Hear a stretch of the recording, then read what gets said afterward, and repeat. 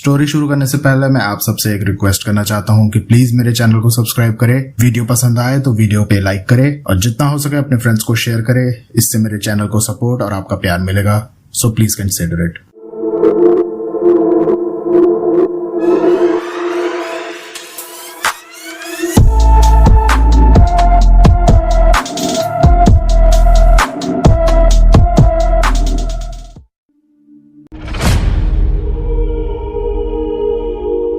Hello everyone, welcome to the world of story. फिर से मैं आप लोगों के सामने एक और नया रियल सुपरनैचुरल एक्सपीरियंस लेकर। प्रारब्ध कुछ ऐसी चीजें होती है जिसे आप एक तरह का आपके कर्मा का कर्ज मान सकते हो। जो आपके कर्म होते हैं उनका वो कर्ज होता है और वो कहीं ना कहीं आपको अपने जीवन में उतारना होता है। जितने भी गलत काम आपने अपनी इस लाइफ में या इससे पहले की लाइफ में किए होंगे उनके प्रारब्ध बनते जाते हैं और इस वजह से कई बार शायद आप ऐसी सिचुएशन में फंसते हो जहां आपने जानबूझकर आप वहां पर नहीं पहुंचे होंगे। कोई ऐसी गलती आपसे होती है जो आपने जानबूझ करके नहीं की है, अनजाने में आपसे वो गलतियां हो जाती है और उन गलतियों का बहुत बड़ा खामियाजा आपको भुगतना पड़ता है। कई बार तो लोग ऐसी जगह पर फंस जाते हैं कि जिंदगी और मौत का सवाल उठ बनता है। और कुछ ऐसा ही हुआ हमारी आज के इस इंसिडेंट में जो हमारे साथ शेयर किया है आकाश ने, और ये उनका खुद का फर्स्ट हैंड एक्सपीरियंस है। ये कहानी है आकाश प्रसाद की, जिसकी उम्र मात्र 18 वर्ष है और उसे बॉडी बनाने का बहुत शौक है। जिम करने का उसे बहुत शौक था। वो चाहता था कि उसकी बिल्कुल ऐसी शानदार बॉडी बने जैसे कंपटीशन के अंदर फाइट करते हैं, बिल्कुल वैसी। लेकिन घर की आर्थिक स्थिति इतनी अच्छी नहीं थी कि वो रेगुलर जिम जा पाए या फिर उसके अकॉर्डिंग डाइट ले पाए। लेकिन फिर भी वो एक फिटनेस फ्रीक था और उसका एक नियम था, हर दिन सुबह करीबन 3:30 से 4 बजे के आसपास उठकर रनिंग और वर्जिश करना। उसने अपने दोस्तों का एक ग्रुप बनाया हुआ था और ये ग्रुप रोजाना सुबह 3:30 से 4 बजे के आसपास इनका एक फिक्स ट्रैक था। उस ट्रैक के ऊपर ये लोग रनिंग करने जाया करते थे। उसके बाद ये वहीं पर अपनी जो होम वर्कआउट होता है वही वर्कआउट किया करते थे। और ये सब करके भी आकाश ने एक अच्छा खासा सुदृढ़ शरीर बना रखा था। तो एक बार ऐसे ही दिसंबर का महीना था, आज से करीबन 1 या 1.5 साल पहले की ये बात है। सर्दियों का मौसम था लेकिन ये अपना नियम बिल्कुल नहीं तोड़ता था। इस मामले में आकाश बिल्कुल डिसिप्लिन था। और ऐसे ही एक दिन रात को करीबन 3:30 बजे वो उठता है और उठकर वापस से अपना इनका एक फिक्स स्पॉट था जहां पर ये सारे दोस्त मिला करते थे। तो करीबन 3:45 या 3:50 के आसपास ही उस जगह पर पहुंच जाता है और अपने दोस्तों का इंतजार करने लगता है। लेकिन शायद आज किसी कारणवश उसके दोस्त रनिंग पे नहीं आए थे। जो थोड़ी देर इंतजार किया तो उसने डिसाइड किया कि यार दोस्तों के साथ तो रोजाना एक ही ट्रैक पर रनिंग होती है, आज एक काम करते हैं, अपना स्टेमिना चेक करते हैं क्योंकि दोस्त तो आए नहीं है, आज मैं अकेला हूँ, एक लंबी रनिंग करते हैं और देखते हैं कितना मैं दौड़ पाता हूँ। लेकिन उसने कभी भी ये नहीं सोचा था कि उसका ये डिसीजन उसकी लाइफ में भूचाल ला देगा। जो उसके साथ होगा उसकी उसने कभी कल्पना भी नहीं की थी। क्या हुआ आकाश के साथ, ऐसा किस चीज से उसका सामना हुआ, ये सब जानने को मिलेगा आपको इस कहानी में। कहानी में आगे बढ़े उससे पहले अगर आपके पास वैसे कोई रियल सुपरनैचुरल एक्सपीरियंस है या फिर कोई इंटरेस्टिंग स्टोरी है तो आप हमारी इन दी गई आईडीज पर शेयर कर सकते हैं। और हाँ, अगर अभी तक आपने ये बुक नहीं पढ़ी तो आप बहुत बड़ी चीज मिस कर रहे हो। एक बहुत ही इंटरेस्टिंग स्टोरी यहाँ पर जो हमने लिखी है, मैंने खुद लिखी है आप लोगों के लिए। यक्षिणी के ऊपर बेस्ड एक बहुत ही इंटरेस्टिंग प्लॉट है जहां पर एक यंग लड़का साधना करता है यक्षिणी की। लेकिन क्यों उसे जरूरत पड़ती है साधना करने की और क्या वो अपने वचनों को जो उसने यक्षिणी को दिए थे उनका पालन कर पाता है? क्योंकि आप ये सभी जानते हो कि एक बार आपने यक्षिणी को सिद्ध कर लिया तो वो आपसे कुछ वचन मांगती है और अगर वो वचन आप पूरे नहीं कर पाए तो उस इंसान का क्या हश्र होता है, वो सब जानने को मिलेगा आपको हमारी इस इंटरेस्टिंग बुक में। हमारे कई मेंबर्स ने इस बुक को पढ़ा है और उनके रिव्यूज बहुत अच्छे आ रहे हैं, उन्हें बहुत इंटरेस्टिंग लग रही है ये बुक। तो आप भी पढ़ें और जिन लोगों ने पहले से इस बुक को पढ़ लिया है वो अपने रिव्यूज हमें कमेंट सेक्शन में जरूर बताएं। और इसी के साथ साथ आप हमारी इन सभी स्टोरीज का ऑडियो एक्सपीरियंस ले सकते हैं स्पॉटिफाई पर। तो Prince Singh the horror show के नाम से हमारा स्पॉटिफाई के ऊपर चैनल है, आप उसे भी फॉलो करें। चलिए बढ़ते हैं हमारी सिनेमैटिक कहानी में आगे। तो आकाश ने उसने डिसाइड किया कि वो एक लंबा रनअप मारकर आएगा और उस दिन चांद आसमान पे नहीं था, ठीक ठाक अंधेरा था, सर्दियों की रात थी। तो पता है गाँव के आसपास सर्दियों में धुंध होती है और ये आकाश का रोज का रेगुलर का काम था। तो वो चुपचाप अपना एक ट्रैक पकड़ता है और रनिंग करना शुरू करता है। दौड़ते दौड़ते कब वो गांव की गांव से बाहर निकलकर मेन सड़क पर आ गया, उसे पता ही नहीं चला। दौड़ते दौड़ते थकान की वजह से आकाश एक पॉइंट पर आकर रुक गया और हांफते हुए वो चारों तरफ देखने लगा। धुंध थी, कोहरा हो रखा था, उसे आसपास कुछ दिखाई नहीं दे, मतलब दूर दूर तक ऐसी कोई विजिबिलिटी नहीं थी। लेकिन उसे भी नहीं पता था कि वो एक ऐसी जगह पर आकर खड़ा हो गया है जहां शायद उसे नहीं होना चाहिए था। आकाश जहां खड़ा था उसके जस्ट पीछे एक डंडी के ऊपर एक लाल कपड़ा झंडे की तरह बंधा हुआ था। उसे एकदम से अपने पीछे किसी के होने का एहसास हुआ। उसने अपना मोबाइल निकाला, फ्लैशलाइट ऑन की और उजाला करके देखा तो जो उसकी नजर पड़ी तो वो भी बार चौंक के हक्का बक्का रह गया। उसकी नजर के सामने 2 मटके पड़े हुए थे जिनके ऊपर एक लाल कपड़ा बंधा हुआ था। इन मटकों के ऊपर काले रंग से, यानी काजल या काली किसी चीज से इंसानों की आकृति सी बनी हुई थी। उन दोनों मटकों के पास में पान के पत्तों के ऊपर सिंदूर लगाकर उसके अंदर कुछ पताशे, लौंग ऐसी चीजें रखी हुई थी और कुछ सिक्के भी उस पे रखे हुए थे। ये सब कुछ देखकर आकाश को ये समझते हुए देर नहीं लगी कि यहाँ पर किसी ने कोई टोना टोटका किया हुआ है। ये सब देखकर एकदम से आकाश को एहसास हुआ कि तो गांव की वही सड़क है जिसके ऊपर सबसे ज्यादा लोग टोना टोटका करते हैं और यहाँ पर शाम के बाद आना सख्त मना है, मतलब हर कोई अवॉइड करता है इस सड़क पर आने पर। उसे दौड़ते दौड़ते पता ही नहीं चला कि वो इस सड़क पर आ गया। वो खड़े खड़े यही सब सोच रहा था कि तभी पता नहीं अचानक कहां से एक जंगली सुअर भागता हुआ है बहुत तेज रफ्तार से और उसके पास से वो एकदम से गायब हो गया, मतलब भाग गया, बुरी तरह से निकल गया। अब एकदम से वो जो सुअर निकल कर आया उसको देखकर आकाश हड़बड़ा गया। वो पीछे हुआ और जैसे ही वो पीछे हुआ उसका एक पैर एक मटके पर जाकर गिरा। अपना बैलेंस बनाने के लिए जैसे उसने हाथ किया तो जो झंडा था, जो डंडी लगी हुई थी, वो भी उसके हाथ में आ गई, वो अपनी जमीन से उखड़ गई और उसका दूसरा पैर, वो पैर पान के पत्तों पर से होता हुआ उस मटके के ऊपर जाकर गिरा, जिससे वो मटका टूट गया। जैसे ही वो संभला उसने पीछे घूमकर देखा तो बुरी तरह से घबरा गया क्योंकि वो मटका, वो पान के पत्ते सब कुछ बिखर चुका था। और आकाश ने अपने गांव में सारी बातें बहुत अच्छे से सुनी हुई थी कि जो टोना टोटका होता है ये प्रेत बाधा होती है। किसी इंसान को अगर प्रेत बाधा है तो उसके ऊपर से उतारा करके वो टोने टोटके में उस चीज को बांधा जाता है और अगर कोई और इंसान उस टोने टोटके को छू ले तो वो प्रेत बाधा उस इंसान पर हावी हो जाती है। और अब यही सारी बातें आकाश के दिमाग में घूमने लगी थी। उसे लगा था कि यार उससे बहुत बड़ी गलती हो गई है, कहीं कोई बला, कोई प्रेत उसके साथ ना चिपक जाए, क्योंकि उसने अपनी दादी से सब बहुत बार सुना था कि जैसे इंसान अच्छे और बुरे होते हैं वैसे ही आत्माएं भी अच्छी और बुरी दोनों तरह की होती है। कुछ आत्माएं या भूत प्रेत जो बहुत बुरे होते हैं वो अगर किसी इंसान को एक बार पकड़ लें तो उसे तब तक नहीं छोड़ते हैं जब तक वो खुद अपने आप को खत्म ना कर ले और उसके बाद वो उसे अपने साथ लेकर भटकते हैं। ऐसे लोगों के ऊपर जब ऐसी बाधा होती है तो कोई सिद्ध तांत्रिक या फिर कोई पुरुष, मतलब सिद्ध लोग जो होते हैं, वो इनको बांध करके एक मटके के अंदर ऐसी जगहों पर रखते हैं, सुनसान जगहों पर ले जाकर तो गाड़ देते हैं या फिर रख देते हैं।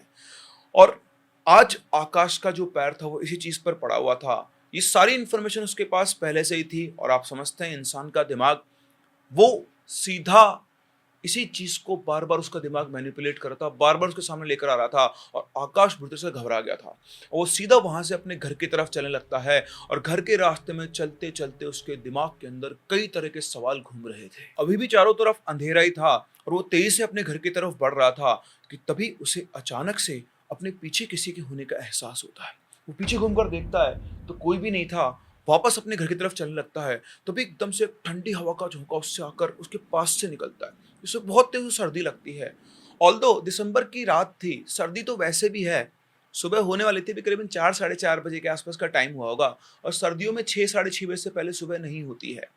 तो हो सकता है कि सर्दी, उसको ऐसे लगा कि ठंड हवा है, हवा चली होगी, उसकी वजह से एकदम से सर्दी लगी है। लेकिन फिर भी वो घबरा तो गया था और वो सीधा अपने घर की तरफ दौड़ने लगा। अब जैसे ही वो दौड़ने लगा तेजी से तो उसका पैर किसी ईंट के टुकड़े से टकराया और उसे बहुत तेज से एक ठोकर लगी और वो नीचे गिर गया। नीचे गिर के जैसे वो उठने लगा उसे फिर से ऐसा एहसास हुआ कि उसके पीछे कोई है, कोई बहुत बड़ा जानवर या कुछ ऐसी उसको प्रेजेंस फील हुई। लेकिन इस बार उसकी पीछे घूमकर देखने की हिम्मत नहीं थी। उसने बिना पीछे मुड़े देखे ऐसी दौड़ लगाई कि सीधा वो अपने घर पर ही जाकर रुका। घर पहुंचकर उसने सारी बात अपनी दादी को बताई क्योंकि अपनी दादी की बहुत क्लोज था वो। उसकी दादी ने उसकी सारी बात सुनी। उसके बाद आकाश ने कहा कि दादी मेरे से कोई गलती तो नहीं होगी ना, ऐसा कुछ होगा तो नहीं। उसकी दादी ने बोला कि बेटा तू परेशान मत हो, कुछ नहीं होगा, भगवान की पूजा कर। उन्होंने एक अपने मंदिर में से एक धागा लिया और वो धागा उसकी कलाई के ऊपर बांध दिया। इसके बाद आकाश को भी थोड़ा रिलीफ लगा कि ठीक है, चलो दादी ने बोल दिया कि कोई बात नहीं, गलती हो जाती है, जानबूझकर तूने ऐसा नहीं किया है। और उसके बाद वो अपने काम में लग गया। मैं आपको बता दूं, आकाश एक गैराज में मैकेनिक का काम किया करता था, जो कि उसके गांव से करीबन 10-15 किलोमीटर के आसपास होगा। उसके पास एक पुरानी खटारा बाइक थी जिससे वो अपने काम पर जाया करता था। सुबह 9 बजे के आसपास वो काम पर जाता था और शाम को 6-6:30 बजे तक वो वापस से अपने घर लौट आता था। अब आकाश अपने काम पर चला जाता है, दिन भर वहां वो काम करता है, लेकिन उसका काम में मन नहीं लग रहा था। बार बार घूम घूम कर उसी इंसिडेंट के ख्याल उसके मन में आ रहे थे, लेकिन फिर भी बेमन से वो काम कर रहा था। आज गैराज में गाड़ियां भी ज्यादा थी, तो उसे पता ही लगा कि टाइम कब हो गया। शाम को 6 बजे जब वो वापस निकलने के लिए अपने मालिक के पास गया, बोला कि साहब मैं चलता हूँ। तो उन्होंने कहा कि यार आकाश, एक काम करना, आज थोड़ा सा रुक जा, आज गाड़ियाँ बहुत सारी है और कुछ गाड़ियाँ बहुत अर्जेंट है, मेरे को कल देनी है, तो रुक जा, मैं तेरा ओवर टाइम भी कर दूंगा और तेरे को थोड़ा एक्स्ट्रा पैसे भी दे दूंगा आज के आज। आकाश को लगा यार मालिक बोल रहा है तो क्या किया जाए। तो उसने बोला कि ठीक है मालिक, मैं रुक जाता हूँ, मेरे को भी भूख लग रही है, मैं थोड़ा बहुत खा लेता हूँ, फिर मैं वापस से काम कर दूंगा। तो उन्होंने बोला ठीक है, तू कुछ खा पी के आ जा। आकाश जाता है, अपना हल्का फुल्का कुछ नाश्ता करता है और वापस से आके अपनी इन गाड़ियों को रिपेयर करने के काम में लग जाता है। और करीबन रात को 9-9:15 बजे के आसपास उसे ध्यान आता है कि यार बहुत लेट हो गया है। तो जाता है, बोलता है कि मालिक आई थिंक सारी गाड़ियाँ ऑलमोस्ट हो गई है, बाकी थोड़ा बहुत बचा काम है वो सुबह कर दूंगा, लेट हो रहा हूँ, मुझे भी गाँव जाना है और थोड़ा दूर यहाँ से पड़ता है, और आपको पता ही मेरी बाइक, उसके ऊपर मैं भरोसा नहीं कर सकता। तो उन्होंने कहा अरे हाँ ठीक है यार, तू इतनी देर रुक गया, बहुत है, ऑलमोस्ट काम हो गया, बाकी काम मैं देख लूंगा, तू निकल जा, सुबह आ जाना। अब आकाश अपने गैराज से निकलता है बाइक के ऊपर, लेकिन अभी भी वो उन्हीं कहीं ख्यालों में डूबा हुआ था, क्योंकि आज जो उसके साथ हुआ, उसका एक्सपीरियंस चेंज हो गया था। उसका लाइफ जैसा वो पहले पिछले दिन था, आज वो वैसा नहीं था। बड़ा अजीब से उसके साथ ख्याल आ रहे थे उसके दिमाग में, और पता नहीं कब उन ख्यालों में आकाश अपनी बाइक को लेकर उसी सड़क पर पहुंच गया जहां पर सुबह उसे वो मटके पड़े हुए दिखाई दिए थे। रात के अंधेरे में अचानक से एक लोमड़ी निकलकर उसकी बाइक के सामने आ गई और उसको बचाने चक्कर में उसने बाइक को इधर उधर किया तो उसका बैलेंस बिगड़ा और वो घिसटते हुए जाकर नीचे गिरा।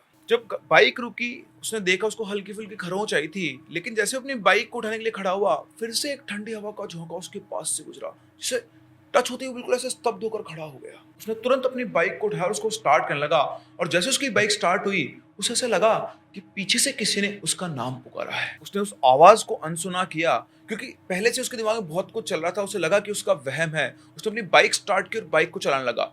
जैसे उसकी बाइक चली, उसे एक औरत के रोने की आवाज सुनाई थी। वो बुरी तरह घबरा गया, लेकिन फिर भी उसने कहीं नहीं देखा और अपनी बाइक चलाने लगा। अब जैसे से वो बाइक चला रहा था, उसे लगातार एक औरत के रोने की आवाज आ रही थी और वो इधर उधर देख रहा था। तब उसे देखा कि पास सामने जिसकी बाइक चल रही है, उस पगडंडी में आगे एक खेत में एक औरत बैठकर रो रही है। उसने तुरंत अपनी जरा वहां से हटा और बाइक को और तेज भगाने लगा, और जैसे उसने अपनी गाड़ी के रियर व्यू मिरर में देखा, वो बाइक चलाते चलाते बेहोश हो गया, क्योंकि उसने जो देखा वो किसी भी इंसान के लिए इमेजिन कर पाना भी मुश्किल है। उसने देखा जैसे उसकी नजर शीशे में पड़ी, उसकी बाइक की पीछे वाली सीट पर एक औरत बैठी हुई थी। ये हकीकत थी या डर? क्योंकि कई बार डर की वजह से हमारा दिमाग हेलुसिनेट करने लग जाता है, लेकिन आकाश को उस शीशे के अंदर एक बहुत डरावनी औरत का चेहरा दिखाई दिया, जिसके लंबे खुले खुले बाल थे और उसका बिल्कुल काला चेहरा। उन काले चेहरों के बीच में वो सफेद आंखें, जिनके अंदर वो काले मोती बिल्कुल भी नहीं थे। और बेहोश होने की वजह से उसकी बाइक वापस से घिसटती जाकर पड़ती है, और वो पता नहीं कब गांव के कुछ लोग उसे गांव की मेन सड़क के पास उस पगडंडी में पड़े हुए देखते हैं, तो वो उसे उठाकर उसके घर पर लेकर आते हैं। और जब उसकी आंख खुलती है तो उसके घर वाले उसके चारों तरफ थे। उसकी मम्मी, उसकी दादी रो रही थी, क्योंकि उसका एक्सीडेंट हुआ था। ऑल्दो उसको कोई बहुत सीरियस चोट तो नहीं थी, लेकिन खरोंचे वगैरह उसको आ गई थी।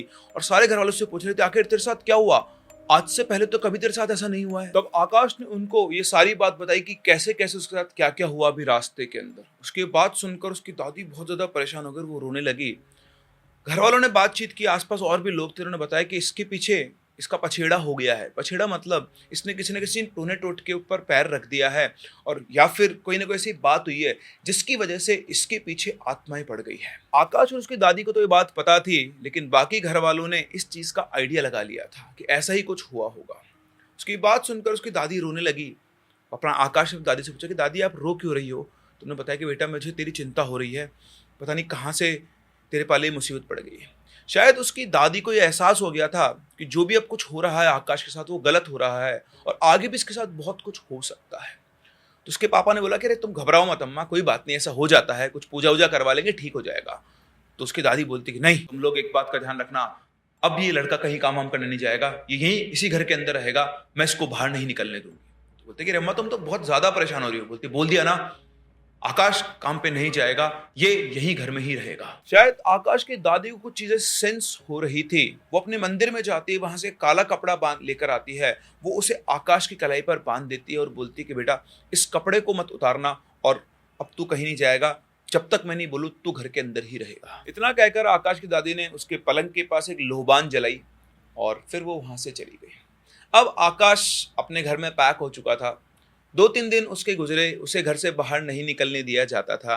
घर से बाहर तो छोड़ो, इवन उसकी दादी 24 घंटे उसकी निगरानी रखती थी और उसे अपने घर की छत तक पर नहीं जाने दिया जाता था। 2-3 दिन तक तो सब कुछ ठीक रहता है, लेकिन फिर एक रात आकाश अपने कमरे में सोया हुआ था और सोते सोते अचानक से उसे बहुत तेज ठंड लगती है, इतनी तेज कि उसका शरीर कांपने लगता है और इतनी तेज सर्दी लगने की वजह से उसकी आंख खुलती है और जैसे ही वो उठता है उसकी जान उसके हलक में आ जाती है। उसके सामने उसके पलंग के कोने पर वही औरत खड़ी हुई थी और उसी रूप के अंदर। उसको देखकर आकाश चिल्लाना चाह रहा था, लेकिन उसकी आवाज ही नहीं निकल रही थी। वो औरत आकाश को देखकर मुस्कुरा रही थी और उसकी वो सफेद आंखें जैसे आकाश की आत्मा के अंदर उतर गई थी। इसके बाद वो घूमती है और आकाश के कमरे से बाहर निकलती है और आकाश भी उसके पीछे पीछे चलना शुरू कर देता है, जैसे उस औरत ने आकाश को हिप्नोटाइज कर दिया हो।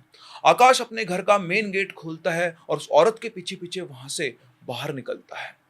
आकाश की दादी का जो कमरा था वो उनके मेन गेट के बिल्कुल पास में ही था और जैसे उन्हें गेट खुलने की आवाज आई वो उठी और उठकर उन्होंने बाहर निकलकर देखा तो मेन गेट खुला हुआ था। वो वहां से बाहर निकली, इधर उधर नजर मारी तो उन्हें आकाश चलते हुए दिखाई दिया। वो आवाज लगाकर आकाश के मम्मी पापा को उठाती है। वो लोग दौड़कर बाहर निकलते हैं, क्या हुआ क्या हुआ। तो वो उन्हें बताती कि वो देखो आकाश कहीं जा रहा है। अंधेरा बहुत था लेकिन इन लोगों को भी दिख गया था कि वो जा रहा है और वो लोग बोले अब क्या करें। तो उन्होंने बोला चुपचाप मेरे साथ साथ इसके पीछे चलो, हम लोग चलते हैं और देखते हैं कि आखिर ये कहाँ जा रहा है, तभी जाके हमें माजरा समझ में आएगा। अब ये लोग एक सर्टन डिस्टेंस बनाकर आकाश के पीछे पीछे चले जा रहे थे। वो देखना चाह रहे थे कि आखिर ये कर क्या रहा है, जा कहाँ रहा है। और थोड़ी देर में पीछा करते करते इन्हें पता लग गया कि आकाश कहाँ जा रहा है। आकाश चलते चलते उस गांव के शमशान घाट पर पहुंच गया था। आप सभी जानते हैं गांव में जो शमशान घाट होते हैं उनमें कोई बहुत बड़ी बाउंड्री नहीं होती शहरों की तरह, वो ऑलमोस्ट खुले हुए होते हैं। वहां जाकर वो एक पेड़ के पीछे छुप गए और देखने लगे। आकाश चलते चलते शमशान घाट के अंदर पहुंचा और वहां पर उन्हें दिखाई दी एक औरत जो वहां पर हवन कर रही थी। उसने आग जला रखी थी और उसके बाल बिल्कुल से खुले हुए, काली साड़ी उसने पहनी हुई थी और आंखों के ऊपर उसके टीका था। वो इतने डिस्टेंस पर छुपे हुए थे कि उन्हें औरत साफ साफ उस आग के लपटों में उस औरत का चेहरा दिखाई दे रहा था। वो दिखने में अपने आप में ही बहुत डरावनी थी। उनकी आंखों के सामने सामने आकाश उस औरत के सामने उस हवन पे जाके बैठ गया। उसके बैठते ही उस औरत ने आकाश के माथे पर सिंदूर लगाया, उसे एक माला पहनाई और वो औरत कुछ और कर पाती उससे पहले उसके घर वाले चिल्लाते हुए उस औरत को पकड़ने के लिए भागे, पकड़ो पकड़ो कौन है ये। और उनको देखते ही उस औरत ने पता नहीं क्या एकदम से अपने हाथ में कुछ था उसने उस हवन कुंड में डाला। हवन कुंड में डालते ही अग्नि बुझ गई, एकदम से बहुत डेंस धुआं हुआ और इतना धुआं हो गया कि आपको आर पार कुछ भी ना दिखाई दे। वो लोग भागते वहां पर पहुंचे लेकिन तब तक वो औरत वहां से गायब हो चुकी थी और अगर वहां कोई बैठा हुआ था तो वो था सिर्फ आकाश। उन्होंने आकाश को हिलाया, तब कहीं जाके आकाश होश में आया। उसने देखा उस कहाँ बैठा हुआ है। उसने अपने घर वालों से पूछा कि मैं यहाँ कैसे आया। उन्होंने बोला ये सब बात बताया कि तो चल यहाँ से। उन्होंने उसको उठाया और जब उसको उठाया तो उन्होंने देखा कि आकाश की छाती पर यहाँ पर एक कट लग गया था बारीक सा, जिससे खून आ रहा था हल्का हल्का। कोई बहुत गहरा घाव नहीं था लेकिन इस तरह ना चाकू से हल्का सा किसी ने निशान मार दिया हो, इस तरह से एक छोटा सा घाव था जिससे थोड़ा बहुत खून भी बाहर आ रहा था। उसको वहां से उठाया गया और घर की तरफ ले जाने लगे तो बोलता है कि मैं यहाँ आया कैसे, और वो औरत। तो उसकी दादी ने पूछा कौन सी औरत। तब आकाश ने उनको सारी बात बताई कि कैसे रात को सोते हुए उसके पलंग के पास उसे वो औरत खड़ी हुई दिखाई दी थी और उसके बाद उसे कुछ भी याद नहीं है। वो सीधा यहीं पर अभी वो उठा है। उन्होंने बोला कोई बात नहीं बेटा, तू घर चल, हम घर चल के बात करेंगे। वो लोग उसे घर पर लेकर आए। घर पर लाने के बाद उसका जो घाव था उसके ऊपर मरहम पट्टी वगैरह की गई और उसे बिठाया गया। उसके बाद पूरी रात उसके घर वाले उसी के साथ रहे।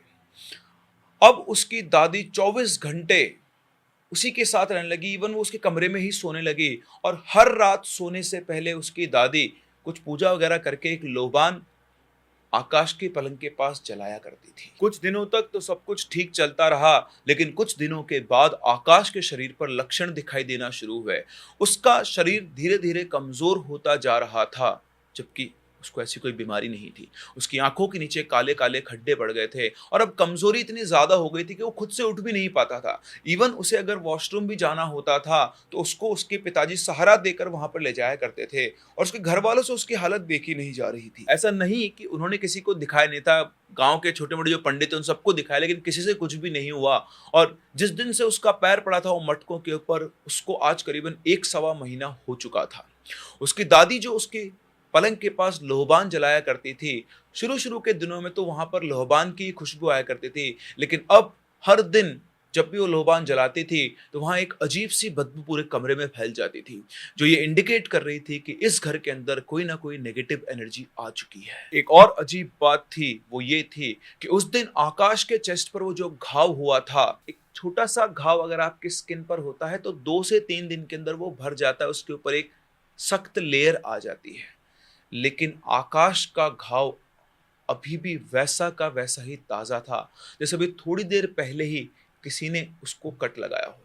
जबकि उसकी दादी रोज उस घाव पर मलहम लगाती थी, लेकिन हर दिन वो घाव ताजा हो जाता था। ये सब होता देख आकाश की दादी बहुत ज्यादा परेशान थी और कहीं से उन्हें एक बहुत ही सिद्ध तांत्रिक बाबा के बारे में पता चला। वो बाबा शाम के समय इनके घर पर आए और जैसे उन्होंने इनके घर की दहलीज पे कदम रखा, उन्हें एकदम से धक्का लगा पीछे, जैसे किसी ने धक्का मार के उनको बाहर निकाल दिया।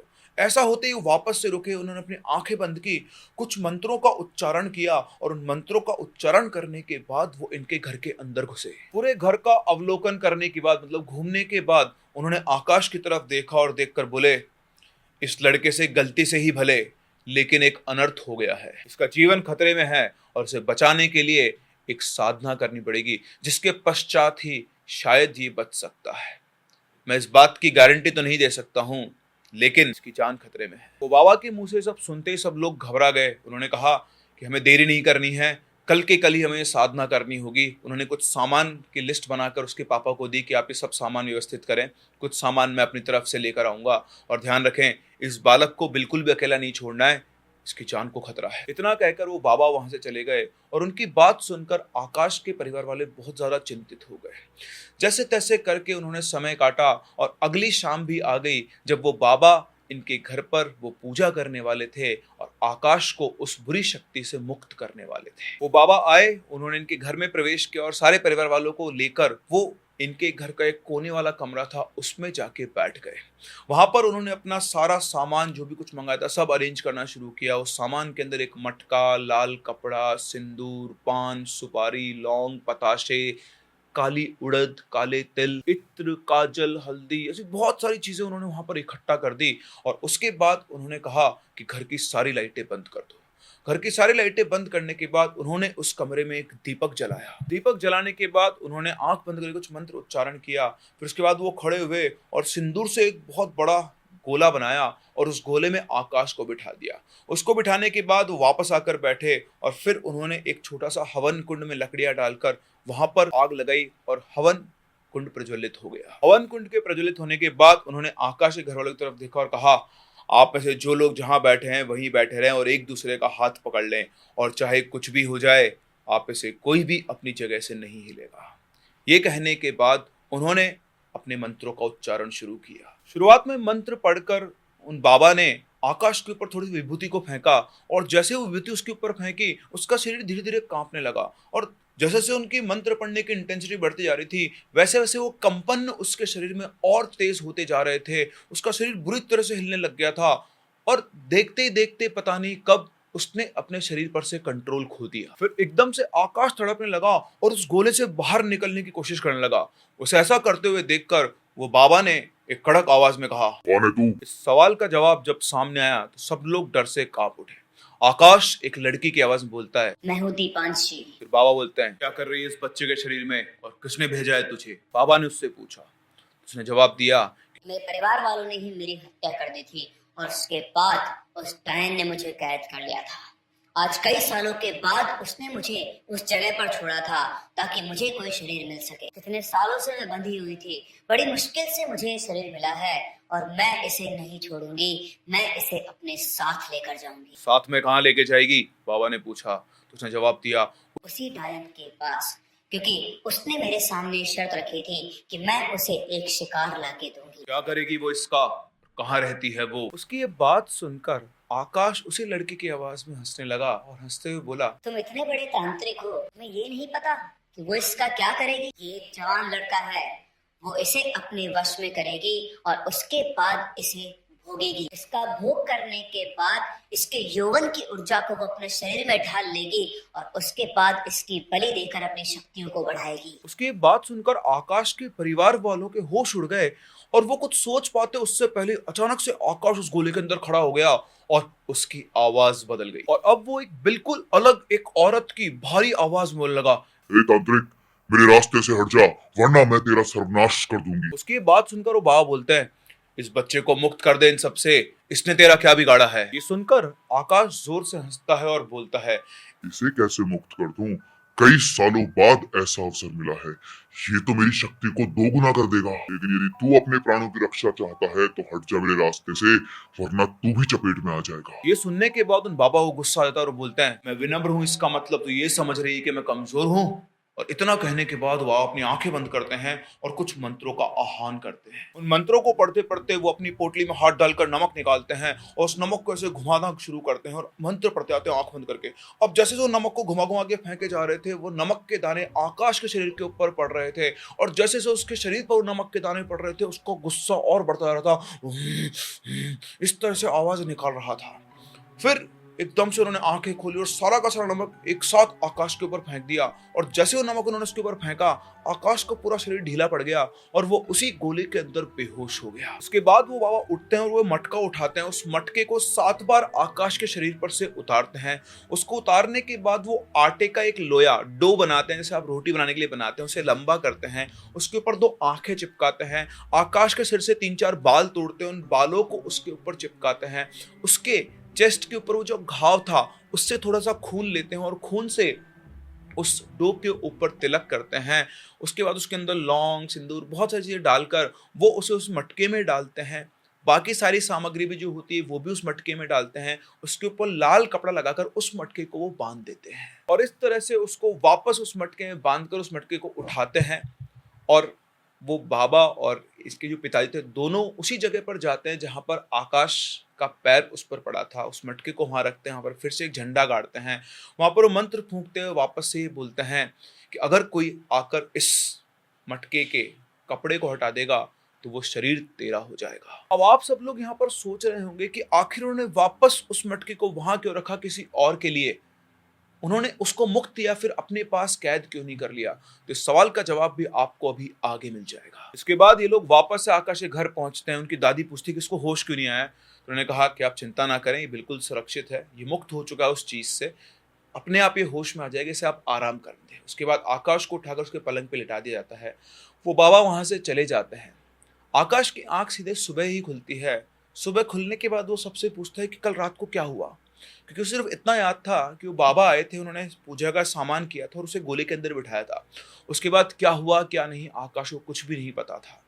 आकाश की दादी ने उसको सारी बात बताई कि कैसे वो एक आत्मा या चुड़ैल जो थी वो उसके शरीर में आई और कैसे बाबा ने उसके शरीर को उससे मुक्त करवाया है। इसके बाद बाबा जी के कहे अनुसार उन्हें आकाश को वो लोग हनुमान जी के मंदिर लेकर गए। वहां पर जो पुजारी जी थे उनको बताया गया, उन्होंने उसे हनुमान जी का एक लॉकेट दिया और ये कहा कि बेटा तुम्हें हर दिन हनुमान चालीसा का पाठ करना है और हर मंगलवार को तुम्हें बजरंग बाण का पाठ करना है। इससे तुम्हारे पर जो भी कोई संकट है ये बहुत जल्दी खत्म हो जाएगा। आकाश ने पंडित जी को प्रणाम किया और उसके बाद ये लोग घर आ गए और आकाश को सख्त मना कर दिया कि दोबारा कभी गलती से भी उस तरफ मत जाना। वैसे उसे अपने जीवन का बहुत बड़ा और खतरनाक एक्सपीरियंस हो चुका था, अब वो चाहकर भी उस जगह पर खुद से नहीं जा सकता था, लेकिन हो सकता है कि उसके शरीर के अंदर उस एनर्जी के थोड़े बहुत लक्षण या कंट्रोल रह गया हो, तो वापस से वो वहां जा भी सकता है। खैर, आकाश को इस घटना से उबरने में करीबन 2-3 महीने लग गए। आज भी इनके गांव के बाहर वो जो सूनी सड़क है, उस पर कई बार कई लोग वैसे ही लाल झंडा डालकर मटका रखकर चले जाते हैं। ये जादू टोना कौन करता है कोई नहीं जानता। अगर आकाश की बात करें तो वो ये जानना भी नहीं चाहता है, क्योंकि जो उसके साथ हुआ वो उसे जिंदगी भर भूल नहीं पाएगा। एक और चीज जो आपके दिमाग में चल रही होगी, आखिर उन तांत्रिक बाबा ने उस आत्मा को कैद या मुक्त क्यों नहीं किया?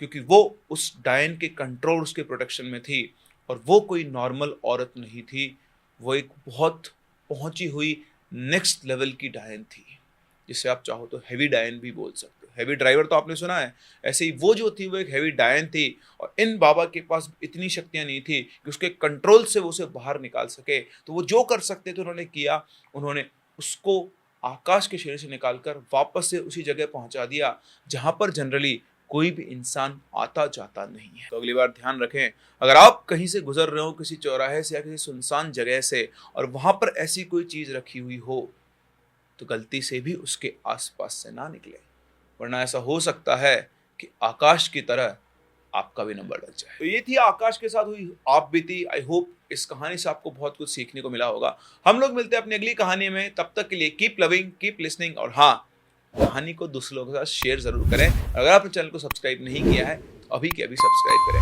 हम लोग मिलते हैं अपनी अगली कहानी में, तब तक के लिए keep loving and keep listening.